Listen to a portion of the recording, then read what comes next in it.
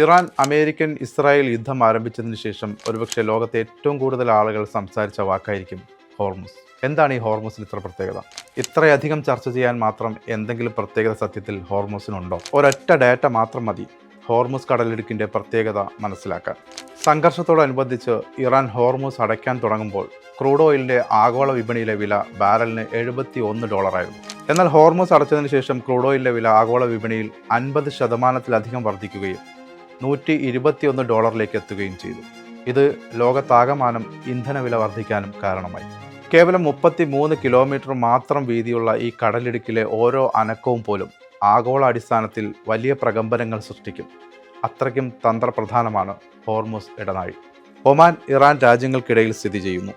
Persian ഗൾഫിലേക്കുള്ള ആകെയുള്ള എക്സിറ്റാണ് Hormuz. ലോകത്തിലെ 195 രാജ്യങ്ങളിലേക്കുള്ള oil ട്രാൻസ്പോർട്ടേഷന്റെ 25% Hormuz വഴിയാണ്. ലോകരാജ്യങ്ങളിലേക്കുള്ള പ്രകൃതിവാതകത്തിന്റെ 20% സഞ്ചരിക്കുന്നത് ഈ ഹോർമുസ് വഴി തന്നെ. ഗൾഫ് എന്ന് കേൾക്കുമ്പോൾ നമ്മുടെയൊക്കെ മനസ്സിലേക്ക് ഓടി വരുന്നത് ഇവിടത്തെ എണ്ണയും പ്രകൃതിവാതകവും മാത്രമാണ്. എന്നാൽ ലോകത്താകമാനമുള്ള അലുമിനിയം ഉൽപ്പാദനത്തിന്റെ 10% ഉൽപ്പാദിപ്പിക്കുന്നത് ഗൾഫ് രാഷ്ട്രങ്ങളാണ്. ഇതിലേറ്റവും കൂടുതൽ ഉൽപ്പാദിപ്പിക്കുന്ന രാജ്യമാണ് ബഹ്റൈൻ.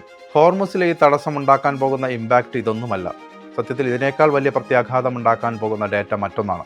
അത് ഇതുവഴിയുള്ള രാസവളങ്ങളുടെ വിതരണവും ഉൽപ്പാദനവുമാണ്. ലോകത്തിലേക്ക് ആവശ്യമായിട്ടുള്ള രാസവളത്തിന്റെ 1/3 കടന്നു പോകുന്നത് ഹോർമുസ് ഇടനാഴി വഴിയാണ്. ഇതിന് കാരണം രാസവളത്തിന്റെ പ്രധാന ഘടകമായ യൂറിയ ഉൽപ്പാദിപ്പിക്കുന്നത് LNG വഴിയാണ്. രാസവളത്തിന്റെ ഉൽപ്പാദനവും വിതരണവും സമയബന്ധിതമായും കൃത്യമായും നടന്നിട്ടില്ലെങ്കിൽ അത് ലോകത്തെ കാത്തിരിക്കുന്നത് വലിയ ദുരന്തത്തിലേക്കാണ്. കൃഷിയും ഭക്ഷ്യോൽപാദനവും എല്ലാം തടസ്സപ്പെടും. ലോകം കൊടിയ ദാരിദ്ര്യത്തിലേക്കും വറുതിയിലേക്കും എടുത്തെറിയപ്പെടും. ഇതിനെല്ലാം പുറമെയാണ് ഹോർമുസ് വഴിയുള്ള കമ്മ്യൂണിക്കേഷൻ കേബിളുകളുടെ വിതരണം. ഏഷ്യ, യൂറോപ്പ്, മിഡിൽ ഈസ്റ്റ് തുടങ്ങിയ രാജ്യങ്ങളിലേക്കുള്ള ഇന്റർനെറ്റ് കേബിളുകൾ അഥവാ ഫൈബർ കേബിളുകൾ പോകുന്നത് കൂടുതലും ഹോർമുസ് ഇടനാഴി വഴിയാണ്. ഈ കേബിളുകൾക്കുണ്ടാകുന്ന ഏതെങ്കിലും ഒരു തടസ്സം ലോകത്താകമാനമുള്ള ആഗോള ബാങ്കിംഗ് സിസ്റ്റത്തെ തകരാറിലാക്കും. ഗൾഫിനെ സംബന്ധിച്ച് പ്രത്യേകിച്ച് ഹോർമുസുമായി ബന്ധപ്പെട്ട് മറ്റൊരു ഡിപ്പെൻഡൻസി കൂടിയുണ്ട്. അത് ഇവിടുത്തെ കുടിവെള്ള സ്രോതസ്സാണ്. നമുക്കറിയാം, ഗൾഫിലെ കുടിവെള്ള സ്രോതസ്സിന്റെ ഭൂരിഭാഗവും കടൽ വെള്ളത്തെ ആശ്രയിച്ചാണ്ടിരിക്കുന്നത്. ഈ കടലിൽ ഉണ്ടാകുന്ന ഏതൊരു നാശനഷ്ടവും ഗൾഫിലെ കുടിവെള്ള സ്രോതസ്സിനെയും സാരമായി ബാധിക്കും.